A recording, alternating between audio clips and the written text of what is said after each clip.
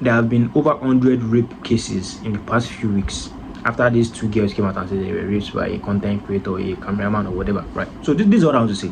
As a journalist, this is what I want to tell you. If you are coming up with a rape accusation, saying, yo, I was raped by so and so, especially if the rape happened years ago, I'm talking 2-3 years ago, because one thing about rape is most of these victims don't like really come out like immediately. Probably most of them are like feeling ashamed, or something is just like stopping them, right? So if your rape case happened 2-3 years ago and you're coming out now and say, yo, I was raped, make sure you have a good story. Make sure your story is very like accurate and truthful, right? Because at this point, the only thing that could give us probable cause to arrest your suspect is your story. Because at this point now, we can't really get any kind of biology evidence against that suspect. If the rape happened 2 days ago, a rape kit test could be done for you to check out for bruises and stuff like that. We could know if you are actually raped, or a forceful entry of any kind was like has been done or was done to your body. That is if you report it after it happened immediately. What I'm saying is, if you are saying, oh, I was raped, your story needs to be accurate. Because at this point, there's no kind of biology evidence that we can get. Maybe you were raped, they check your body. No, it happened a few years ago or years ago, right? No biological evidence, no any kind of like evidence at all. The only evidence you have is you, who is the victim, and your story. So for that reason, your story must be fucking really adequate. Your story must be fucking really adequate. If they ask you, say, this person, which time he raped you, right? And you talk, say, this person raped me by 6 a.m. If they go check that person's alibi, and the alibi means someone that was with you when something happened. Let me say, for example, I keep person now, right? And I keep that person by 7 o'clock, right? If you go call my mama, say, at 7 o'clock, was Tolu at home? My mama to say, okay, at 7 o'clock, Tolu know the house at that 7 o'clock when that incident happened. At that point, you have a case against me. So if you are telling us that this person raped you around 9 o'clock in the night, and the police did their investigation and said, okay, at that time of the day, where was this person? And they found out that this person was not really at home, or where the person was supposed to be. Probably the person was not at home, the person was not at work, the person was not anywhere, right? The person was nowhere to be found at that time. Then you have a strong case against that person. So what I'm trying to say is that when you are like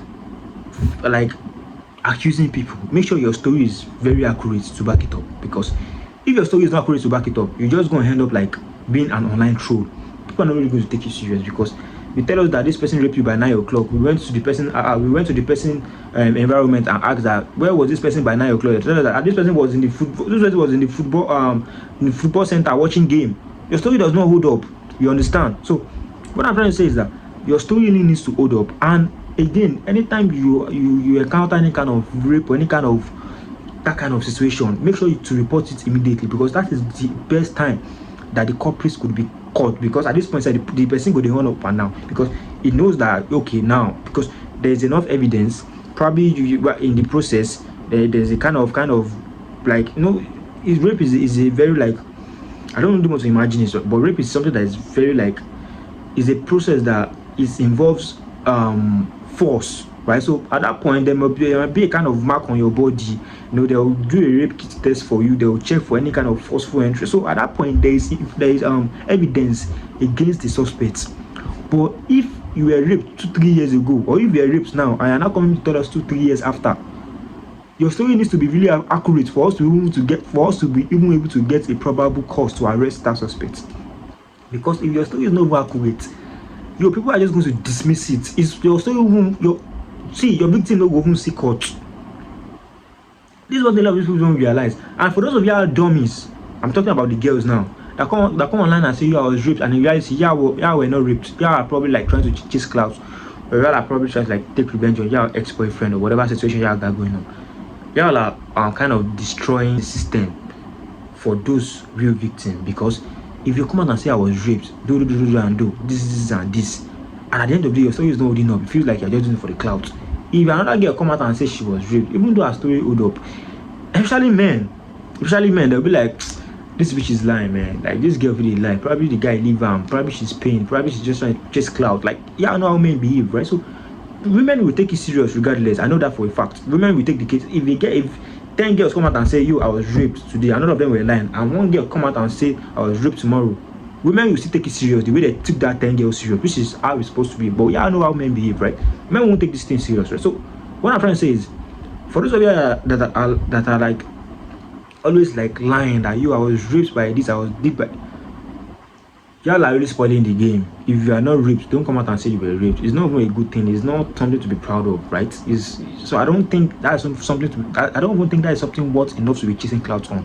So if y'all are not raped, don't come out and say y'all are raped, right?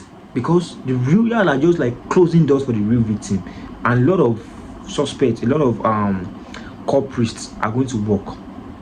I'm just telling y'all this as a journalist that I am, as a media journalist that I am, right? So the girls that said they were raped, the Nigerian girls that said they were raped, if you have a strong story to back up your accusation, you have a strong story, you have some kind of evidence, probably a text, probably audio, probably any kind of witness, or maybe like if you have any kind of evidence, right? Even if you don't have evidence with your story, we could find evidence with your story. Example of what I told you, alibi, right? If you tell us say this person raped you by 9 o'clock, they go to the person's environment, police will do their investigation. Where was this person by that time?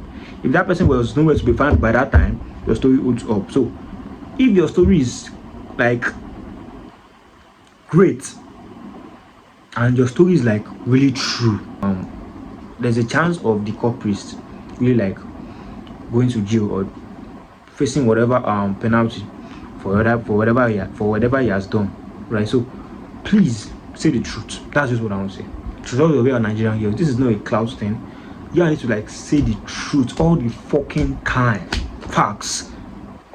Yo, for me, our favorite journalist, I'm saying this to y'all, man. I'm gonna keep this shit they been with y'all, man. I ain't nobody keeping this shit they been with except for me. I'm gonna keep this shit they be like 100 with y'all. Y'all need to start like saying the truth, facts. For real, y'all need to start saying the truth so we could really know what is really going on with the real victims.